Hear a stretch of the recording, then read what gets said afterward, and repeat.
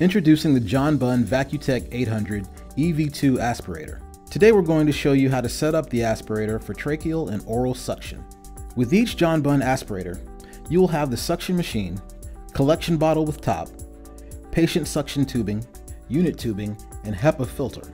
The 800cc collection bottle is what holds all the secretions. The bottle lid, which has a float shutoff to help prevent backflow into the unit when the bottle reaches 800cc, should be tightly secured. Make sure nothing gets tucked underneath the lid. The float is a safety mechanism for the aspirator because should you accidentally let your bottle get too full, it will stop the unit from being able to suction. Make sure to close the hole at the top with the lid top provided. The collection bottle will fit in the bottle holder attached to the aspirator.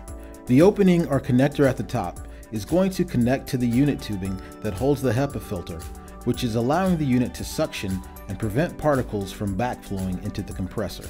One end of the tubing will connect to the top of the canister and the other will connect to the suction machine. Coming off the front of the collection bottle lid is the connector to attach the patient suction tubing. The patient tubing is the same on both ends, so it does not matter which end attaches to the connector. It is important that you make sure to not switch up the tubing connections, meaning do not attach the patient suction tubing to the connector for the unit tubing. This will cause damage to the unit. After connecting the tubing, your Bunn aspirator is ready to use. The gauge on the unit will allow you to see the amount of suction pressure. The suction or vacuum adjustment knob can help you properly set the suction pressure based on the recommendations by your healthcare provider. Make sure to properly empty the collection bottle by removing the entire lid and not pouring secretions out of the hole at the top. Wash the bottle with mild soap and water. Your patient suction tubing can also be washed with mild soap and water.